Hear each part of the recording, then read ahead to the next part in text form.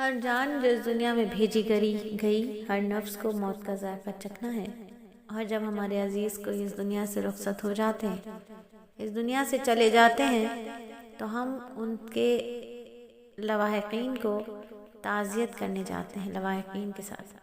تو دین اسلام ہمیں اخوت اور بھائی چارے کا درس دیتا ہے۔ اس کی تعلیمات میں سے یہ بھی ہے کہ اگر کوئی مسلمان بھائی اس کو کوئی غم لاحق ہے، مثلا گھر میں کوئی فوتگی ہو جائے، کوئی حادثہ آ جائے، اس کے غمی میں شریک ہو کر اس کو تسلی دینا ہے، اس کے ساتھ اپنی ہمدردی کا اظہار کرنا ہے، اس کے غم کو ہلکا کرنے کی کوشش کرنا ہے۔ اس لیے ہمارے مصیبت زدہ بہن بھائی کو، اس سے مسلمان بھائی کو تسلی ہوگی، ہمارا یہ عمل اس کے لیے رحمت کا سامان ہوگا۔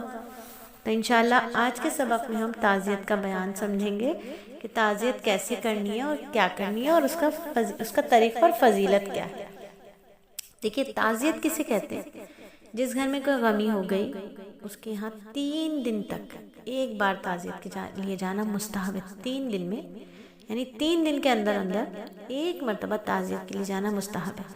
میت کے متعلقین کو تسکین و تسلی دینا، صبر کے فضائل، ان کے عظیم الشان اجر ثواب سنا کر ان کو صبر کی رغبت دلانا، اور میت کے لیے دعائیں مغفرت کرنا جائز ہے، بلکہ بڑا نیک کام ہے، اسی کو تعزیت کہتے ہیں۔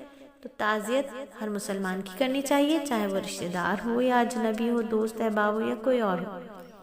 اور تعزیت کا مسنون طریقہ کیا ہے کہ تدفین کے بعد یا تدفین سے پہلے میت کے گھر والوں کے پاس جا کر ان کو تسلی دی جائے، ان کی دلجوئی کی جائے، صبر کی تلقین کی جائے، ترغیب دی جائے، اور میت کے حق میں دعائیہ جملے کہے جائیں۔